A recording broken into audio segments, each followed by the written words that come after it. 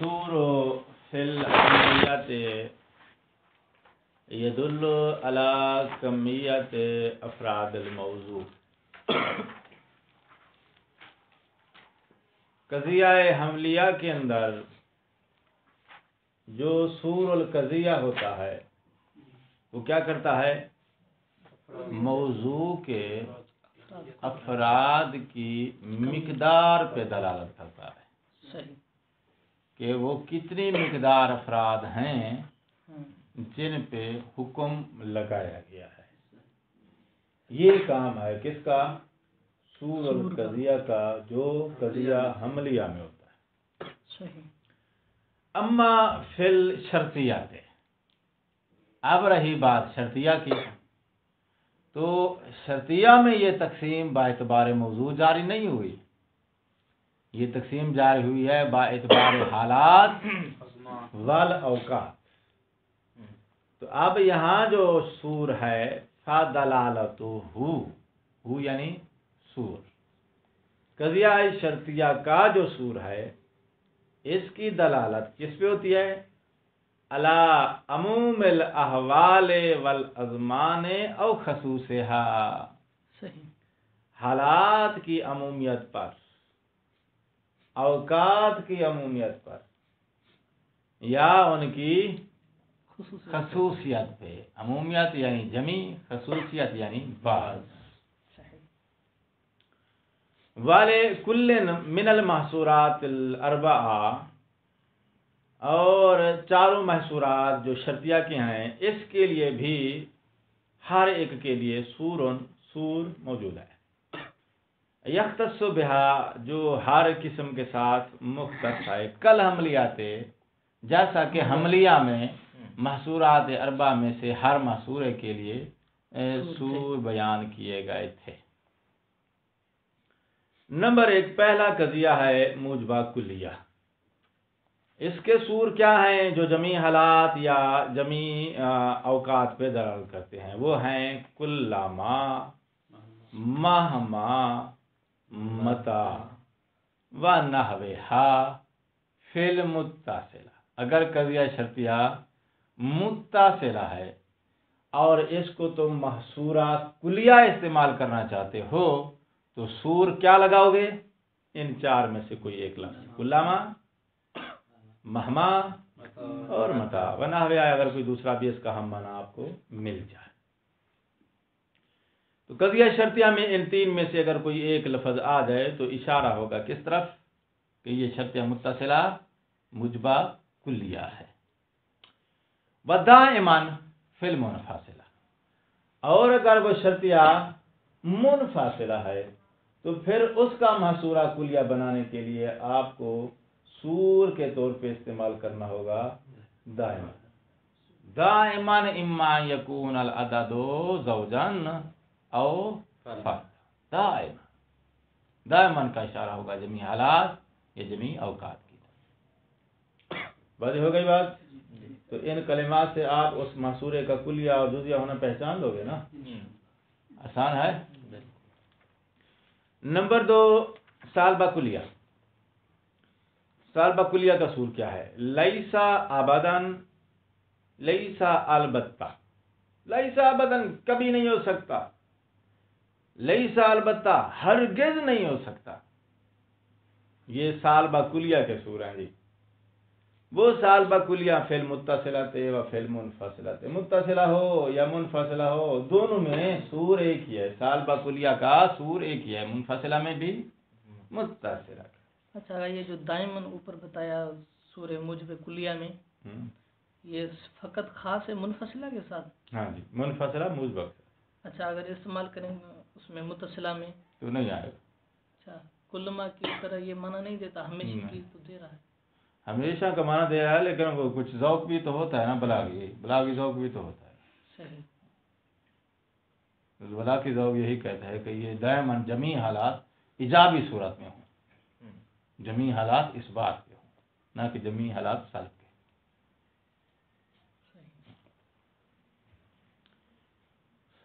ذوق سمجھتے ہو یا نہیں سمجھتے؟ ذوق ہوتا ہے گفتگو کو خوبصورت بنانے کا یا خوبصورت الفاظ کا، یہ ایک ذوق ہوتا ہے، اور سارے لوگ جو ہیں وہ صاحبان ذوق رہی ہوتے ہیں۔ جب داد لینی ہوتی ہے نا ذاکر نے خطیب نے، تو پھر مجبور کہتا ہے یار صاحبان ذوق لوگ تشریف فرمائے، حالانکہ وہ بیچارے سارے ہوتے ہیں موٹا کیا تو داد دینے کے لیے تھوڑا ان کو جو ہے وہ مثال لگاتے ہیں صاحبان ذوق ہیں، تاکہ آپ جو ہے وہ اپنے ذوق کی روشنی میں میری کلام کو سمجھو میں کیا کہہ رہا ہوں، داد ملے تک۔ خیر، تو ذوق سے جو ہے وہ پتہ چل جائے گا کہ دائماً سالبہ میں آنا چاہیے یا موجبہ میں ہی خوبصورت لگتا ہے۔ آگے بڑھ جائیں۔ نمبر 3 الموجبہ الجزیہ۔ موجبہ جزیہ جو ہے اس کا سور آئے گا قد یکونو فیہما، ہما کون؟ متصل من، چاہے شرطیہ متصلہ ہو موجبہ جزیہ یا منفصلہ ہو موجبہ جزیہ کا، دونوں میں قد یکونو آئے گا۔ قد یکونو اذا کان زید عالما فهو متقی، شاید عالم ہوگا تو پھر وہ متقی۔ قد یکونو سالبہ جزیہ کا سور کیا ہے؟ قد لا یکونو، قد یکونو ہو گیا متصلہ منفصلہ موجبہ جزیہ کے لیے، اور قد لا یکونو ہو گیا متصلہ منفصلہ سالبہ جزیہ کے لیے۔ ٹھیک ہے؟ تو کیا چیز جو ہے وہ بیان نہیں ہوئی؟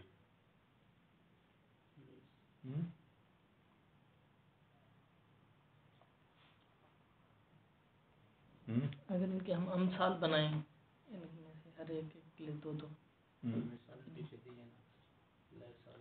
آگے اس نے لکھا وَلَيْسَ كُلَّ مَا فِي الْمُتَّصِلَةِ خاصَّةً، یعنی لیسا کلو ما جو ہے یہ متصلہ کے لیے استعمال ہوتا ہے، خاص ہے۔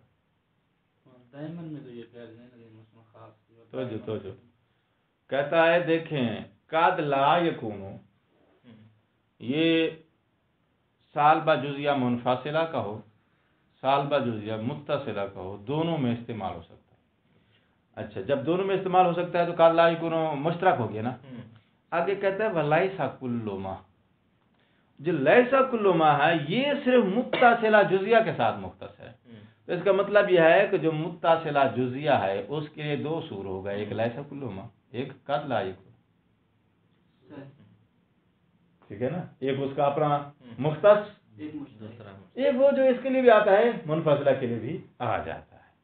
وَلَيْسَ كُلُّ مَا فِي الْمُتَّصِلَةِ خَاصَّةً، اور لیسا کلو ما جو ہے یہ سالبہ جزیہ متصلہ کے لیے مختص ہے، یہ صرف سالبہ جزیہ متصلہ کے لیے بطور سور استعمال ہوگا۔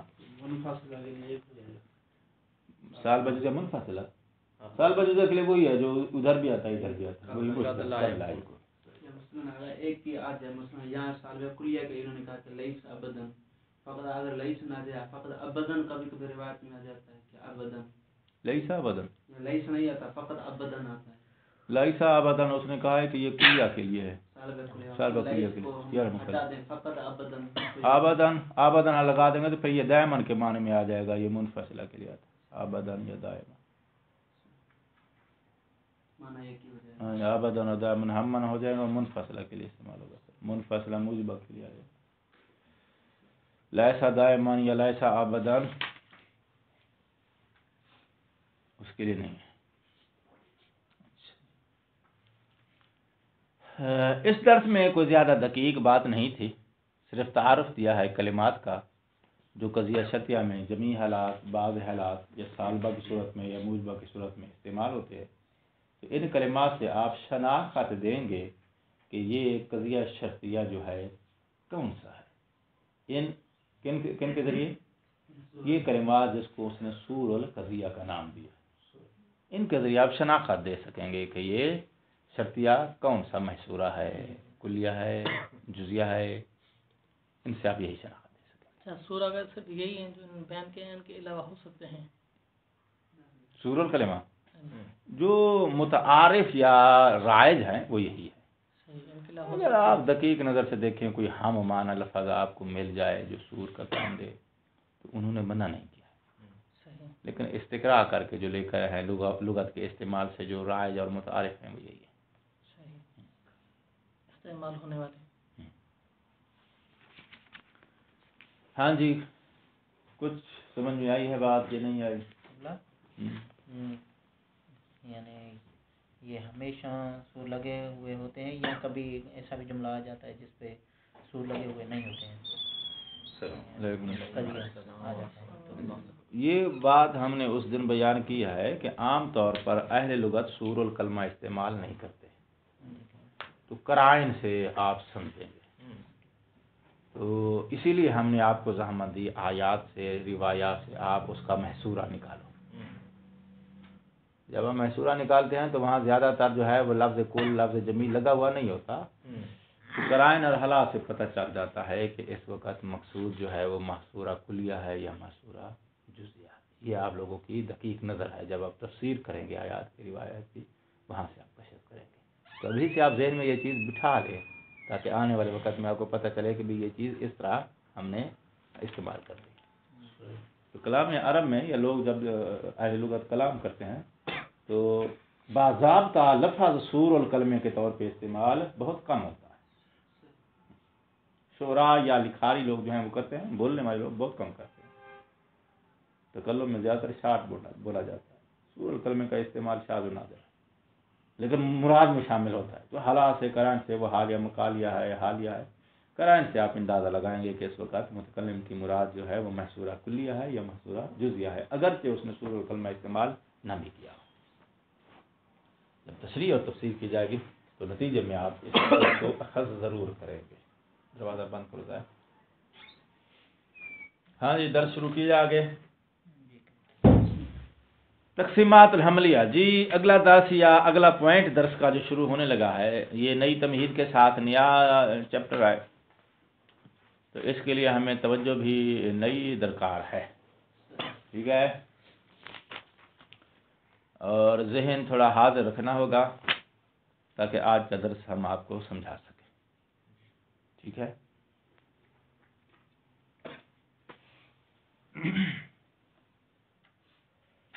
بسم اللہ الرحمن الرحیم. قضیہ موجبہ اور قضیہ سالبہ، ان دونوں میں فرق کیا ہے؟ فرق سمجھانے کے لیے جو آج کا دقیق نقطہ ہے اس کے لیے تھوڑی تمہید چاہیے. تمہید یہ ہے کہ قضیہ چونکہ ایک خبر ہے. ٹھیک، قضیہ کیا ہے؟ ایک خبر ہے.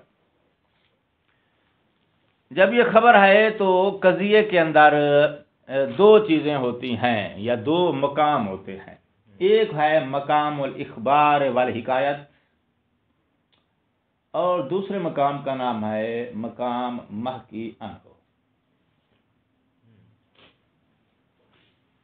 لفظوں پہ دھیان دو. ایک مقام کا نام کیا ہے؟ مقام اخبار،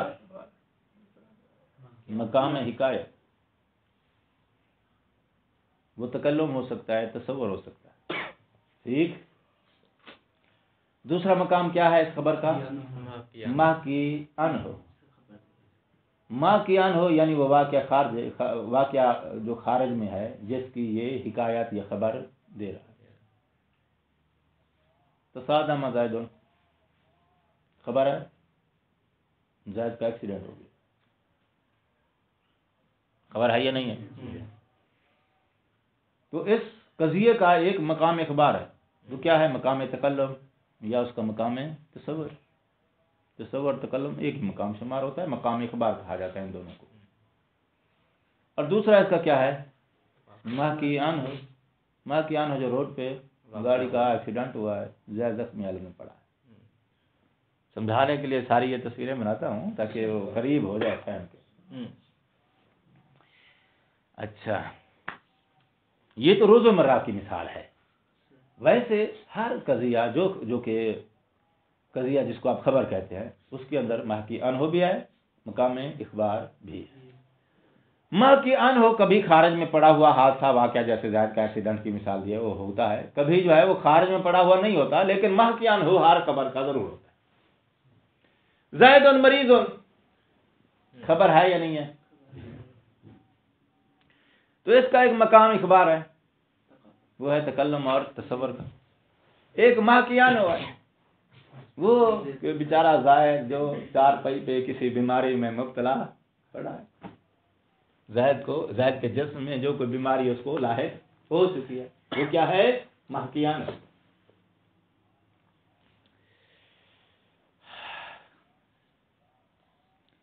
زید مجتہد، زید مجتہد، متکلم نے سامع کو جب خبر دی یا اس خبر کا ذہن میں تصور کیا، یہ کیا ہے؟ مقام اخبار ہے، ٹھیک؟ جس کے بارے میں خبر دے رہے ہو وہ بندہ جو اس درجے پہ فائز ہو چکا ہے، جو اس صفت سے متصف ہو چکا ہے، وہ کیا ہے؟ موصوف کا اس صفت سے اتصاف پا لینا، وہ اس کا کیا ہے؟ محکی آن ہو۔ تو قضیہ چونکہ خبر ہے، خبر میں دو مقام ہیں، ایک اخبار کا، ایک محکی آن ہو کا، ٹھیک ہے جی؟ جو ہے مقام اخبار، اس مقام اخبار میں قضیہ موجبہ ہو یا قضیہ سالبہ ہو، ان دونوں میں کوئی فرق نہیں ہے۔ تو جو ہے ان دونوں میں کوئی فرق نہیں۔ کس حوالے سے کوئی فرق نہیں ہے؟ موضوع اور محمول کے تصور کے اعتبار سے دونوں میں کوئی فرق نہیں ہے۔ مقام اخبار میں موضوع کا بھی تصور ہوتا ہے ذہن میں، محمول کا بھی ذہن میں تصور۔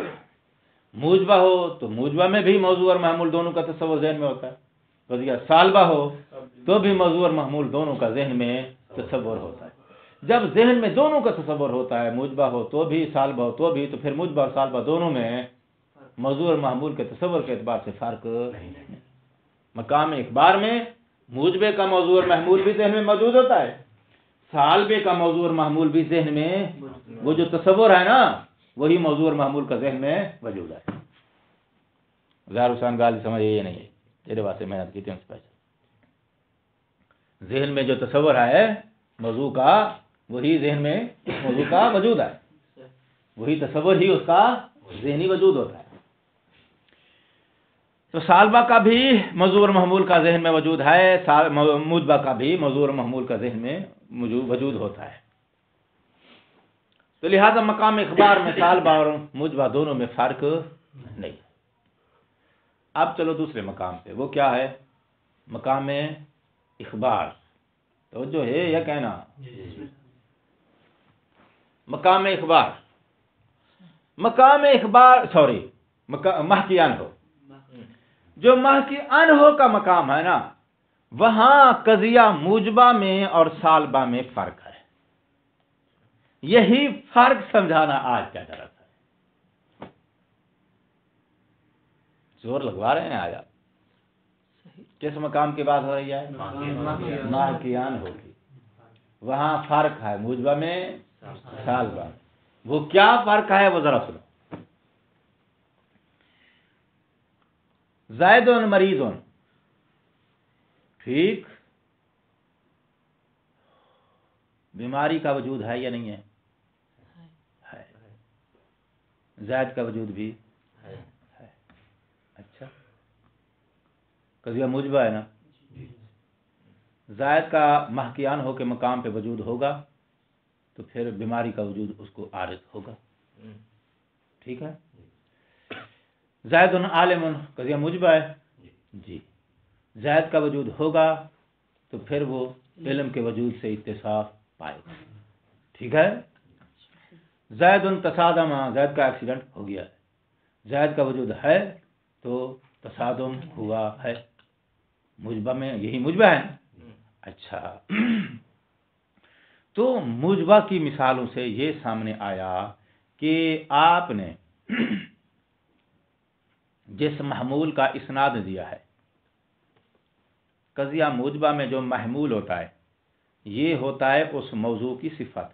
توجہ فرمائیے، قضیہ موجبہ میں جو محمول ہوتا ہے اس موضوع کی صفت، یعنی موضوع اور محمول قضیہ موجبہ میں دراصل موصوف اور صفت ہوتے ہیں. دراصل کیا ہوتے ہیں؟ وہ موصوف اور صفت ہوتے ہیں، اور صفت کا وجود موصوف کے وجود کے ساتھ قائم ہوتا ہے. ٹھیک، ایسا نہیں ہے کہ صفت کا وجود الگ ہو موصوف کا وجود الگ ہو. تو چونکہ قضیہ موجبہ میں موضوع اور محمول دراصل آپس میں صفت اور موصوف کا درجہ رکھتے ہیں، اور صفت کا وجود موصوف کے وجود کے ساتھ قیام رکھتا ہے، اتصال رکھتا ہے. اچھا، تو اب آپ سے ہم یہ پوچھتا ہے، آپ اپنی ذہنی جاجمنٹ کی روشنی میں بتائیں کہ جب صفت کا وجود موصوف کے وجود کے ساتھ قیام رکھتا ہے تو پہلے وجود موصوف کا ہے یا صفت کا ہے؟ موصوف کا. کیوں؟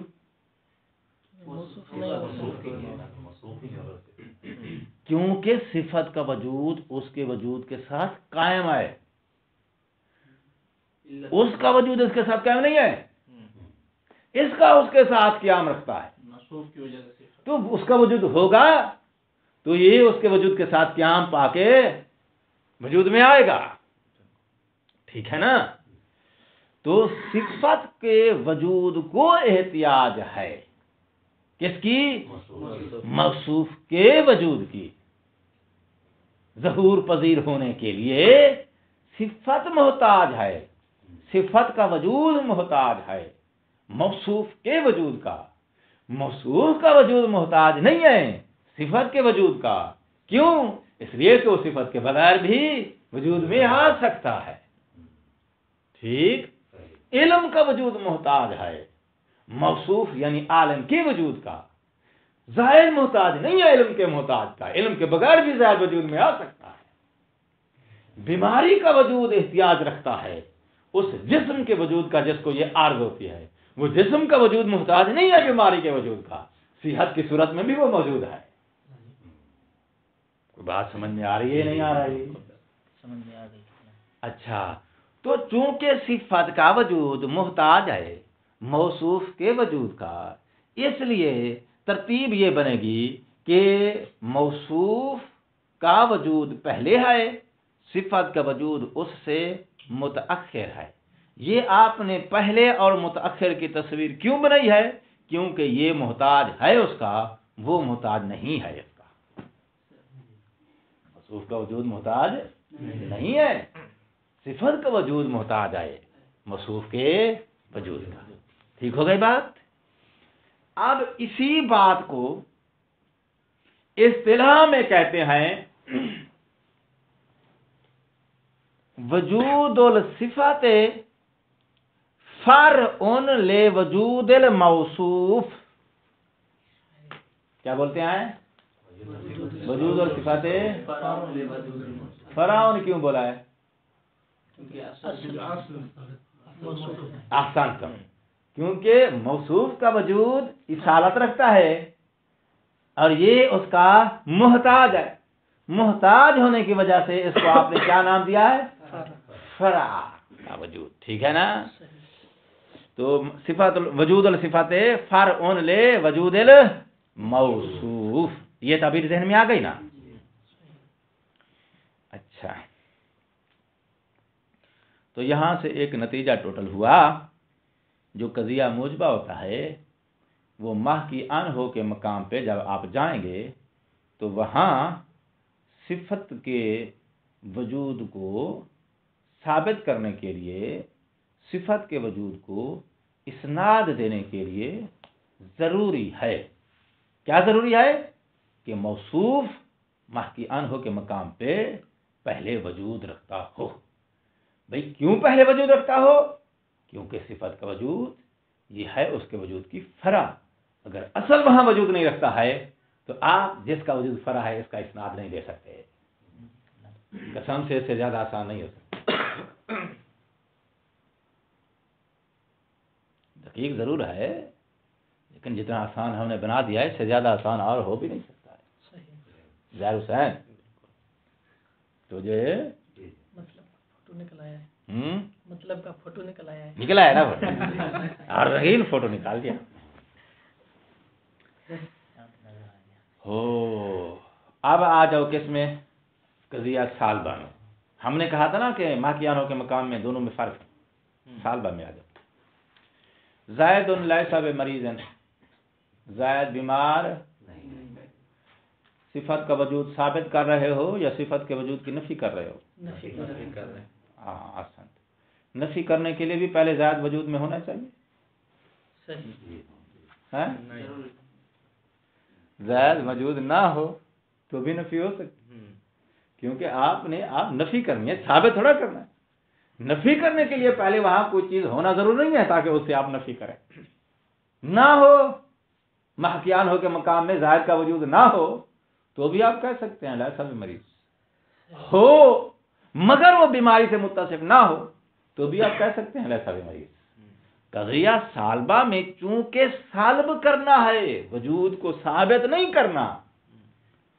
ثابت کرنے کے لیے پہلے وہاں موصوف کا وجود چاہیے تاکہ جو چیز ثابت کر رہے ہو یہ جا کے اس کے وجود کے ساتھ، چونکہ یہ محتاج ہے، چونکہ یہ فرع ہے، محتاج اور فرع کا وجود ثابت کرنے کے لیے وہاں اصل کا وجود چاہیے تاکہ یہ اس کے وجود کے ساتھ قیام پائے.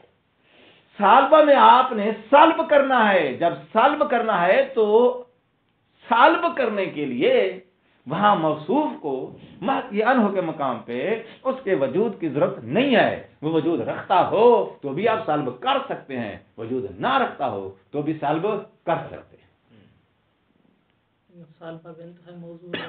رکیں ابھی بہت دیر ہے. ٹھیک ہے.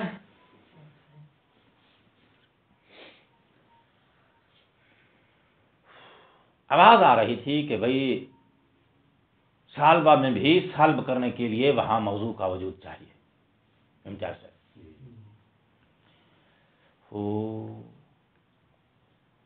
ابو عیسیٰ لیسا بموجود ہے. ٹھیک ہے. جناب عیسیٰ علیہ السلام کے والد ہیں؟ نہیں. ابو عیسیٰ لیسا بموجود ہے. قضیہ سات کا ہے کاذب ہے؟ ٹھیک ہے. اچھا ساتھ کا قضیہ کیا ہوتا ہے؟ جس کا مقام اخبار مقام محکیانوں کے ساتھ مطابقت رکھتا ہو. ٹھیک ہے. ایک مقام اخبار کا ہے، دوسرا مقام اخبار مطابقت رکھتا ہو، پھر ساتھ کا ہے. ابو عیسیٰ لیسا بموجود ساتھ کا ہے نا.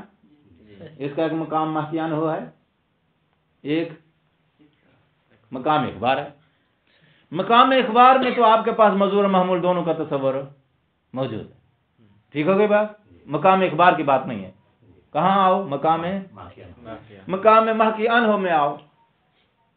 ابو عیسیٰ لیسا بموجود تصویر ہے محکی عنہ کے ذہن میں. محکی عنہ کے مقام پہ آؤ اور وہاں جا کے دیکھو ابو عیسیٰ لیسا بموجود. ٹھیک ہو گئی بات.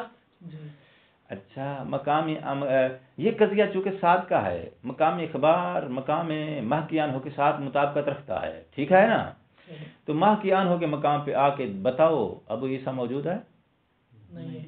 جب موجود نہیں ہے تو پھر آپ نے لیسا بموجود آپ نے اس محمول کو اس سے سلب کیسے کر لیا ہے؟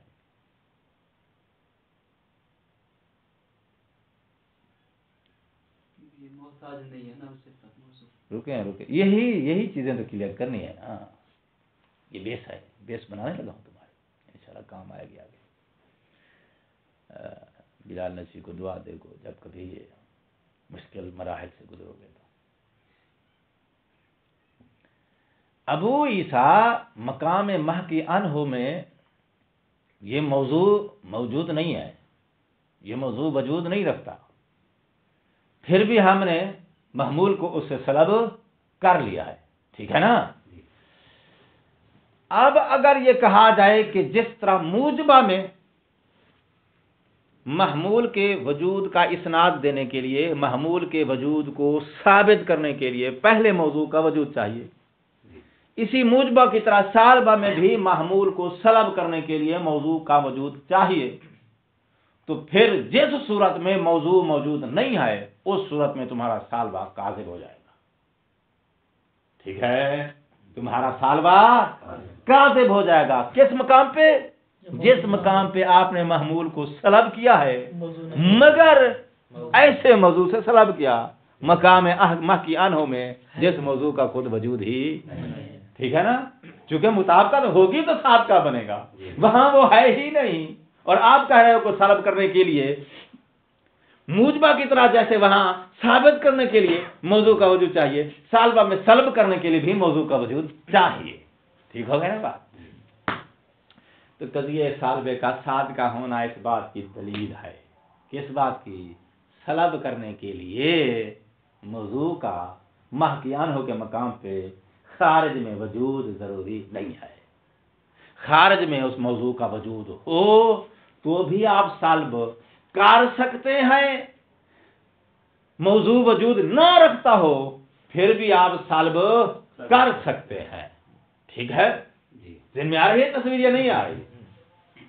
تو زائد موجود ہے لیکن بیماری اس کو عارض نہیں ہوئی تو آپ کہہ سکتے ہیں زیدن لیسا بے مریض. تو آپ نے مرض نامی محمول کو سلب کیا ہے ایک ایسے موضوع سے جو محکی ان ہو کے مقام پہ وجود رکھتا ہے. اور آپ زیدن لیسا بے مریض اس وقت بھی کہہ سکتے ہیں جب ابھی زائد پیدا ہی نہیں ہوا. کیوں؟ اس لیے کہ محمول کو سلب کرنا اس موضوع سے بھی جائز ہے جو محکی انہوں میں وجود نہ رکھتا ہو. جیسا کہ حقیقی مثال ہم نے کس کی دی ہے؟ ابو عیسیٰ لیسا بے موجود ہیں. طے ہو گئی بات؟ تو قضیہ موجبہ میں اور قضیہ سالبہ میں فرق یہ نکلا کس مقام پہ جا کے؟ محکی ان ہو کے مقام پہ جا کے. کیا فرق نکلا؟ کہ موجبہ میں ضروری ہے موضوع خارج میں وجود رکھتا ہو اور سالبہ میں موضوع کا وجود ضروری نہیں ہے. یہاں کیوں ضروری ہے اور ادھر کیوں ضروری نہیں؟ اس کیوں کا جواب یہ ہے کیونکہ صفت کا وجود محتاج ہے، فرع ہے موصوف کے وجود کی، اور فرع وجود میں نہیں آ سکتی. فرع کے وجود کا اتصاف اور اسناد نہیں دیا جا سکتا جبکہ اصل کا وجود وہاں پہلے نہ ہو. اور سالب کرنے کی صورت میں سالب کرنے کے لیے وہاں موضوع کا وجود ضروری نہیں ہے. وہاں سالب کی صورت میں اصل اور فرع والی تصویر نہیں ہے. اصل اور فرع والی تصویر صرف اتصاف کی صورت میں بنے گی. اس کا وجود اس کے وجود کی فرع ہے. جب فرع ہے تو فرع سے پہلے اصل کا وجود چاہیے. وہاں سالب والی صورت میں اصل اور فرع والا تصور نہیں ہے جس کی وجہ سے محمول سلب کیا جا سکتا ہے اس موضوع سے بھی جس کا خارج میں وجود ہے اور اس سے بھی جس کا خارج میں وجود نہیں ہے. یہ فرق ہے سالبہ میں اور موجبہ میں مقام محکی انہوں میں. جس کو سمجھ نہیں ہے یا رات کاٹ دیں گے. وضو لگایا آج ہم نے. ارشاد علی یہ موضوع جو ہیں وہ اس کا محکی انہوں کی جگہ پہ وجود ہو یعنی نہ ہونا برابر ہے یا معمول کا؟ بات موضوع کی ہو رہی ہے، موضوع کے وجود کی ہو رہی ہے. قضیہ موجبہ ہو یا سالبہ ہو تو موضوع کا وجود ضروری ہے. قضیہ سالبہ ہو تو موضوع کا وجود ضروری نہیں ہے. با عبارت ثانی قضیہ موجبہ اس وقت ساتھ کا ہوگا جب محکیان ہو کے مقام پہ اس کا موضوع کا وجود ہوگا، اور قضیہ سالبہ دونوں صورت میں ساتھ کا بیٹھ سکتا ہے، چاہے اس کا موضوع خارج میں وجود رکھتا ہو چاہے اس کا موضوع خارج میں وجود نہ رکھتا ہو. دونوں صورتوں میں سالبہ صادق بیٹھ سکتا ہے. لیکن موجبہ صرف اسی وقت ساتھ کا بیٹھے گا جب وہ اس کا موضوع خارج میں وجود رکھتا ہے. اگر اس کا موضوع خارج میں وجود نہیں رکھتا اور آپ نے قضیہ موجبہ بنایا اور کہا زیدن عالمن، تمہارا قضیہ کاذبہ ہو جائے گا. کیوں؟ اس لیے کہ علم صفت ہے، صفت کا وجود فرع ہے موصوف کے وجود کی. جب موصوف ہی وجود نہیں رکھتا تو اس صفت کے وجود نے کیسے اسناد اور اتصاف پا لیا ہے؟ یہ اتصاف اور اسناد ہی غلط ہے. تو قضیہ موجبہ موضوع کے موجود نہ ہونے کی صورت میں کاذبہ ہوگا. قضیہ موجبہ صادقہ ہونے کے لیے ضروری ہے کیا؟ ماکیانوں کے مقام پر اس کا موضوع وجود رکھتا ہو. لیکن قضیہ سالبہ اس کے صادقہ ہونے کے لیے موضوع کا وجود ضروری نہیں. موضوع موجود ہو تو بھی یہ صادقہ آ سکتا ہے، موضوع موجود نہ ہو تو بھی صادقہ. یعنی سالبہ کے دو پہلو ہو گئے، یعنی دو صورتیں ہو گئیں صادق آنے کی. دو پہلو ہو گئے، یا دو مورد ہو گئے، یا دو صورتیں ہو گئیں اس کے صادقہ بیٹھنے کی.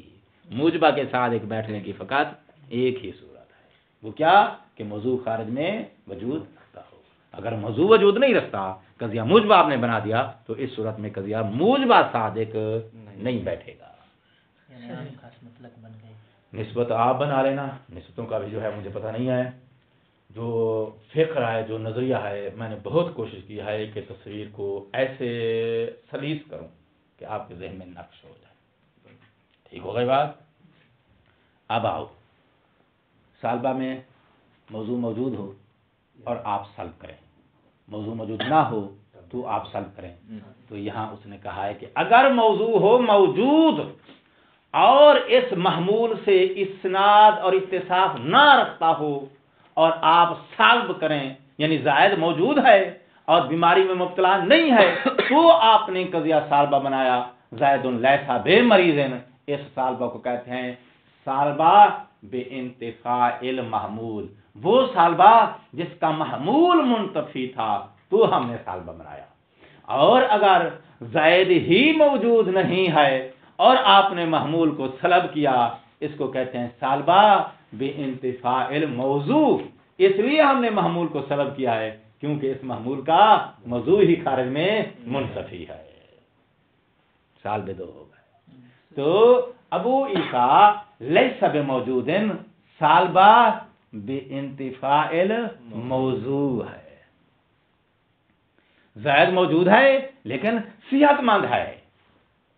ٹھیک، اب آپ سالبہ بنائیں گے زائدون لیس بمریضن، تو یہ سالبہ بے انتفاع المحمول ہے. تو بات سمجھ میں آ رہی ہے نہیں آ رہی؟ انتفاع منتفی ہونا. انتفاع کا مطلب ہوتا ہے کسی شے کا منتفی ہو جانا، نفی سے نکلا ہے، منتفی ہو گئی ہے. سالبہ بے انتفاع المحمول، وہ سالبہ جس کا محمول خارج میں منتفی ہے، وہ سالبہ جس کا خود موضوع ہی منتفی ہے. جو ہم جو نسبت دے رہے ہیں محمول کی سالبہ میں، سلب کی صورت میں، تو اگر وہ سالبہ بے انتفاع المحمول ہو تو کاذبہ نہیں ہو سکتا. نہ سالبہ دونوں صورت میں صادق بیٹھے گا. بے انتفاع الموضوع کی صورت میں بھی، بے انتفاع المحمول کی صورت میں بھی. یہ بات پہلے کہہ چکا ہوں کہ قضیہ سالبہ کے صادق آنے کے دو مورد ہیں.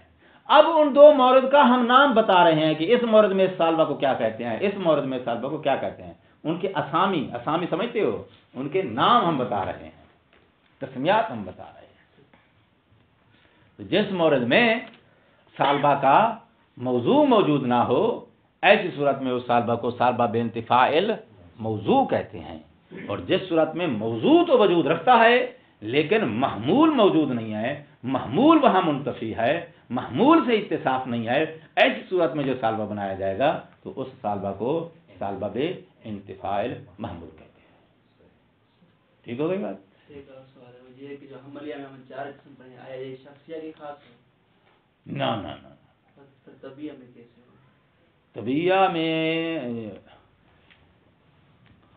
طبیعہ جو ہے وہ قضیہ حملیہ ہے.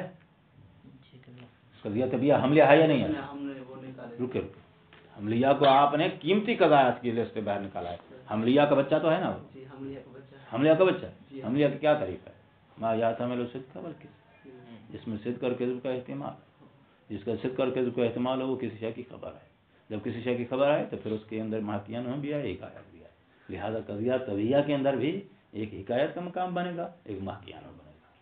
آل انسان الناقون، ٹھیک ہے، قضیہ صادقہ ہے. اگر محکیان ہو اور مقام اخبار دو نہیں ہے تو صداقت کا کیسے پتہ چلا آپ کو؟ صداقت کیا ہوتی ہے؟ مقام اخبار محکیانوں کے ساتھ مطابقت رکھتا. زیدن سوری الانسانو جنسن قاسم بھائی صاحب کا کیسے پتہ چلا قاسم بھائی الانسان جنسن قاسم بھائی کیسے پتہ چلا قاسم بھائی آپ نے اس کے مقام اخبار کو آپ کے ذہن میں اس کا کوئی محقی انہو ہے ذہن میں موجود ہے تو محقی انہو کے لیے ضروری تو نہیں ہے وہاں روڈ پہ پڑا ہو زید کی مثال تو میں نے سمجھانے کے لیے دی تھی آپ سارے محقی انہو روڈ پہ تھوڑا تو ہر خبر کا ایک محقی انہو ہوتا ہے وہ چارپائی پہ پڑا ہو بیڈ پہ ہو بستر پہ ہو ذہن میں ہو گود میں ہو جیب میں ہو روڈ پہ ہو محقی انہو ہوتا ہے بھائی ٹھیک ہے نا تو قریب الفہم کے لیے میں نے آسان مثال سے بات شروع کی تھی تو ہر قضیہ کی ہر خبر کی ایک حکایت ہوتی ہے ایک اس کا مقام ہوتا ہے جس کو محقی انہو کہتے ہیں یہ مقام اخبار محقی انہو کے ساتھ مطابقت رکھتا ہے تو یہ صادق نہیں رکھتا ہے مطابقت تو کہا یہ استعمال کیا گیا اخبار اور محقی انہو دونوں ذہن میں ہو سکتے ہیں ہاں ہو سکتے ہیں جو قضایا ذہنیہ ہیں ان کا مقام اخبار بھی ذہن میں ہوتا ہے اور مقام محقی انہو بھی ذہن میں ہوتا ہے لیکن مقام دو بنے گے چاہے عالم ایک ہی ہو ایک ہی ظرف میں دونوں مقام ہیں نو پرابلم ٹھیک ہے اور کوئی سوال لیکن ہم محقی انہو تو اس واقعی خارجی کو کہیں گے نا جو واقع پذیر ہو واقعیت کبھی خارج میں ہوتی ہے واقعیت کبھی دل میں ہوتی ہے ٹھیک ہے نا واقعیت کبھی دل میں ہوتی ہے یعنی اب ذہن میں کچھ حقائق ہیں ان کو حقائق ذہنیہ کہا جاتا ہے ان کو واقعات ذہنیہ کہا جاتا ہے تو واقعہ خارجیہ کا لفظ ہم بولتے ہیں چونکہ یہ مثالوں کو قریب کرنے کے لیے کام کو قریب کرنے کے لیے زیادہ تر خارج سے مثالیں دی جاتی ہیں محسوسات سے مثالیں دی جاتی ہیں مشاہدات سے مثالیں دی جاتی ہیں تو وہ مثالیں ہوتی ہیں ورنہ جا کے آپ دقیق نظر سے جب دیکھیں گے تو حقائق کچھ خارج میں ہیں کچھ حقائق خارج میں نہیں ہیں وہ آپ کے ذہن میں ہیں جو ذہن میں ہیں وہ بھی حقائق ہیں ٹھیک ہے اللہ وحدہ لا شریک ہے عقیدہ رکھتے ہو یہ عقیدہ خارج میں ہے ذہن میں لیکن حقیقت کو تو ہم نے دیکھا ہے نا تو ایک ہے ایک آپ کے عقیدے کو کہہ رہا ہوں جس کے متعلق عقیدہ ہے وہ ذات نہیں کہہ رہا ہوں جو جس ذات کے متعلق ہے وہ خارج میں ہے لیکن یہ عقیدہ یہ خارج میں ہے عقیدے کی کوئی حقیقت ہے یا نہیں ہے تو یہ تو الگ ذہنیہ ہے نا محقی انہو تو وہ خود ذات خدا ہے نا وہ وہاں ایک ہے تو ہم پھر جو ذہن میں بناتے ہیں کہ وہ ایک ہے ذہن میں آپ نے کیا بنایا ہوا ہے کہ وہ ایک ہے جو کچھ آپ نے ذہن میں بنایا ہے اس کی بھی کوئی حقیقت ہے یا وہم ہے حقیقت ہے حقیقت ہے پھر وہم نہیں ہے تو حقیقت ہے تو یہ حقیقت ذہنی ہے جی حقیقت ذہنی میں یہی کہہ رہا ہوں کچھ ذہنی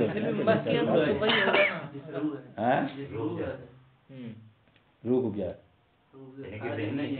روح خارج میں روح خارج میں ہوگا نا کہربا بھی خارج میں تار خارج میں تار خارج میں ہے تو تار دیکھیں تار خارج میں ہے اور کرنٹ تار میں ہے وہ خارج میں ہے خارج میں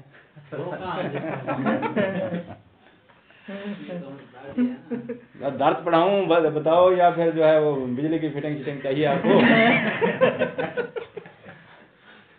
ہاں الٹے سوال کرتے ہو اور درد جو ہے پھر وہ مکمل نہیں ہوتا ہے یہ جب ہم نے کہا کہ ایک دفعہ جو سال بائے دفعہ موضوع ہوگا ایک دفعہ معمول ہوگا یہ دونوں منتفی ہو موضوع اور معمول جو سال دیکھیں ٹھیک کہا اس نے جو سال باب انتفاع الموضوع ہوتا ہے نا اس میں موضوع اور معمول دونوں منتفی ہوتے ہیں ٹھیک ہے جو سال باب انتفاع المحمول ہوتا ہے اس میں صرف محمول منتفی ہوتا ہے جو سال باب انتفاع الموضوع ہے اس میں موضوع اور محمول دونوں منتفی ہوتے ہیں جب دونوں منتفی ہوتے ہیں تو آپ اس کو سال باب انتفاع الموضوع کیوں کہہ رہے ہو سال باب انتفاع طرفین کہو وہ کہتا ہے انتفاع الموضوع اس لیے کہہ رہے ہیں کیونکہ انتفاع المحمول والی بات اس دوسری قسم کے اندر پہلے بیان ہو چکی ہے ٹھیک ہے نا تو بڑے بھائی کا نام تاج دین چھوٹے بھائی کا نام بھی تاج دین کچھ تو فرق رکھیں گے نا یہ سمجھنے دونوں کیسے منتفی ہو سکتے پھر تو کچھ ہے ہی نہیں ہے महकियानों में कुछ भी नहीं होगा तो साल बाद वो महमूल बगाते खुद, क्योंकि असल मौजू है ना। साल बाब इंतिफाल मौजू में अबू इसाला साहब मौजूद है, ठीक है, महमूल खारज में मौजूद नहीं है, मौजू खारज में मौजूद नहीं है। तो जिस महमूल को हमने नफी किया उसका वो महमूल भी तो खारज में नहीं है ना, क्योंकि महमूल के खारज में होने के लिए पहले चाहिए कि पहले मौजू है खारज में हो। तो जिसका मौजू खारज में ना हो उसका महमूल भी खारज में नहीं होता। लिहाजा जो साल बाब इंतिफाल मौजू होता है, ऐसी सूरत में जब मौजू खारज में मुंतफी होगा तो उस मौजू का जो महमूल है वो भी मुंतफी होता है। लिहाजा साल बाब इंतिफाल मौजू की सूरत में मौजू और महमूल दोनों मुंतफी होते हैं। अरशद साहब की बात ठीक है, लेकिन सिर्फ नाम हम उसको जो है वो मौजू वाली साइड को फोकस करके जरा नाम हमने वो दिया है, क्योंकि महमूल वाली साइड का नाम हमने दूसरी किस्म को दे दिया है। तो बिया हो कम इरशाद हो, तो अरशद साहब इरशाद हो। तकद्दमा अन्नल हमलियता तनकासिमु बेइतबार अल कैफ इला मुजबतिन व सालबतिन। ये बात गुजर चुकी है कि हमलिया कैफियत के एतबार से तकसीम होता है मुजबा और सालबा की तरफ। व बेइतबार अल मौजू यरहमुकल्लाह इला शख्सियतिन व तबीयतिन व मुहमलतिन व महसूरतिन। और मौजू के एतबार से हमलिया तकसीम होता है इन चार किस्मों की तरफ। वल महसूरा इला कुलियतिन व जुजियतिन, और महसूरा तकसीम होता है कुलिया और जुजिया की तरफ। तकद्दमा ये बात भी गुजर चुकी है।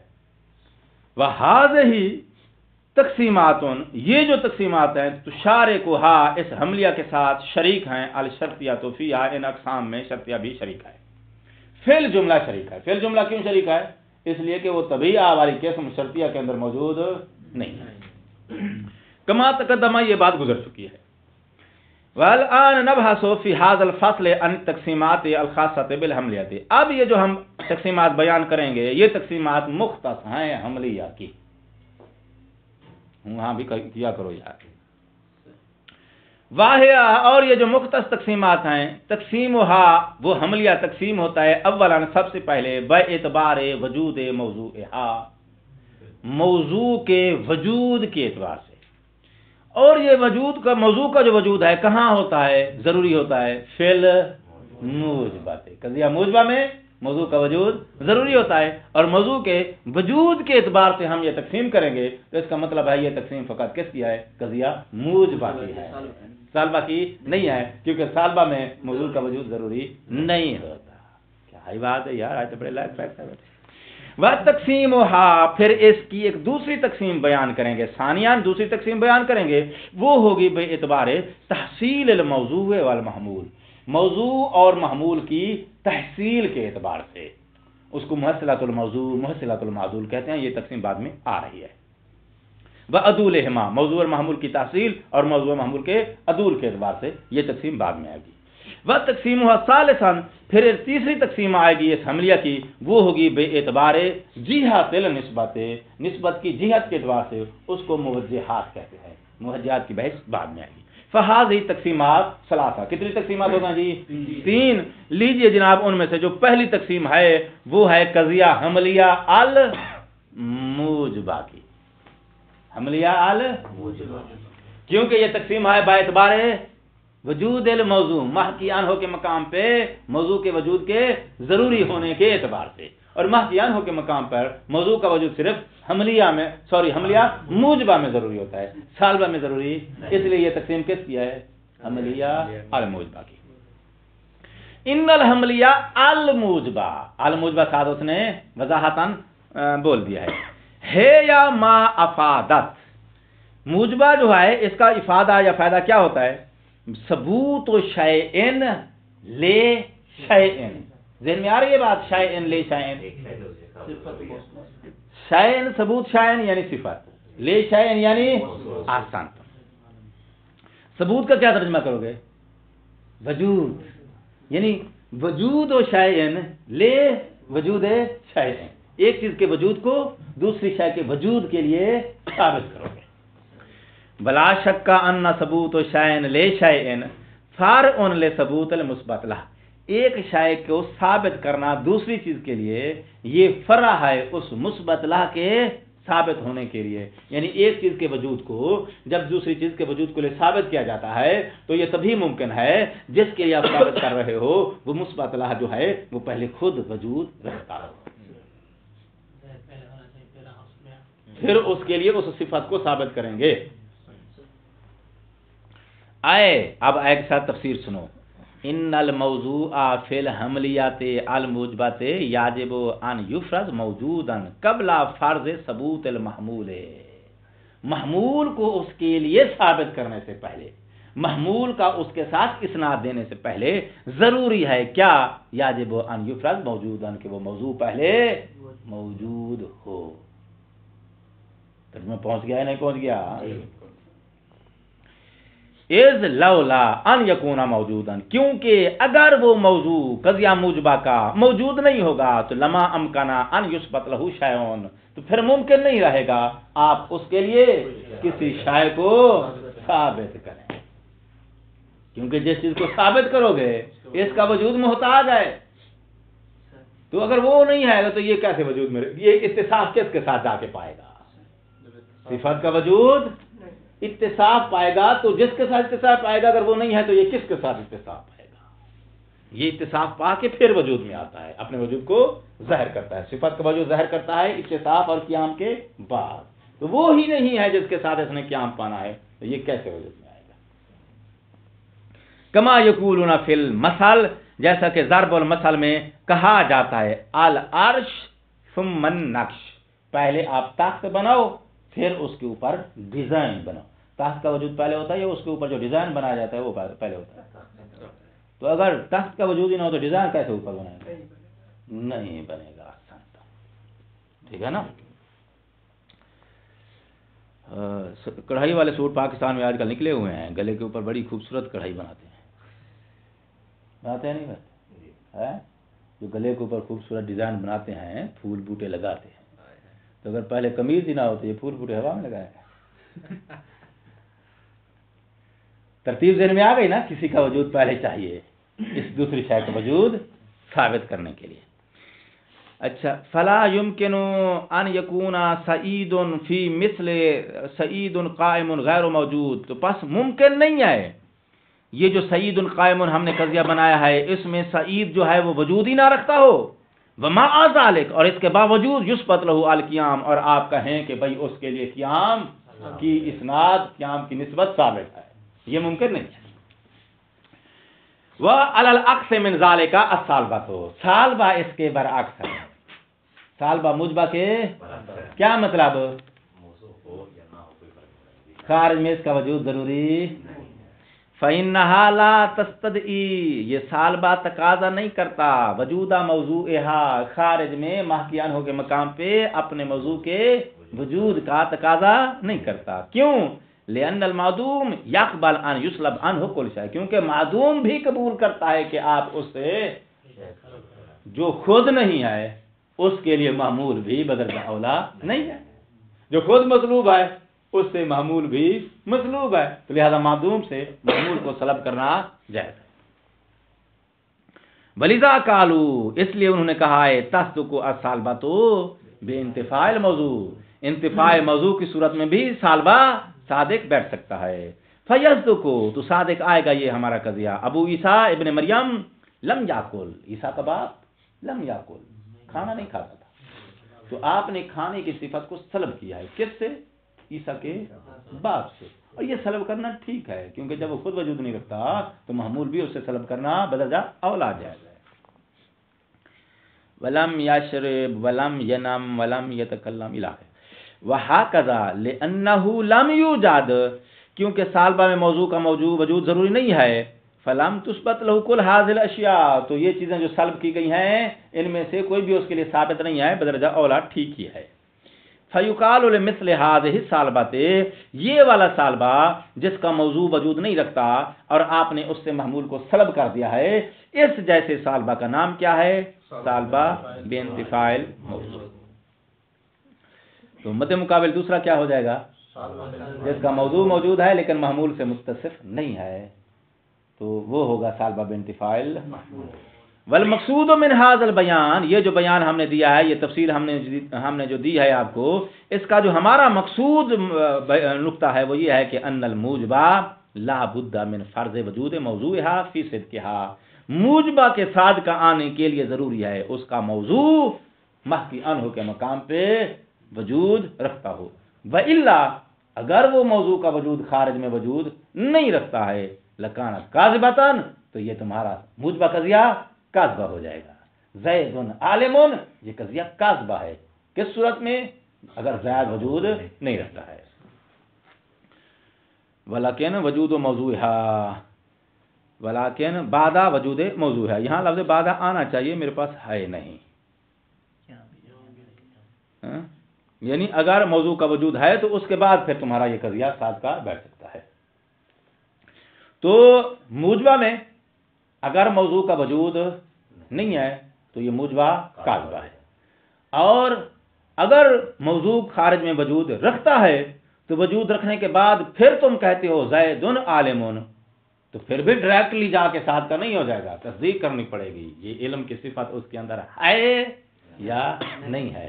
تمہارا محکی عنہ ہو، یہ تمہارا یہ مقام حکایت محکی عنہ کے ساتھ مطابقت رکھتا ہے یا مطابقت نہیں. زائد خارج میں موجود ہے لیکن انگوٹھا چھاپ ہے، تو آپ نے کہا کہ زید عالم، تمہارا قضیہ محکی عنہ کے ساتھ مطابقت، تو قضیہ موجبہ میں صرف موضوع کا وجود ہو جانے سے صادقہ نہیں بیٹھے گا، ساتھ اس کا مطابقت بھی چاہیے. السلام علیکم.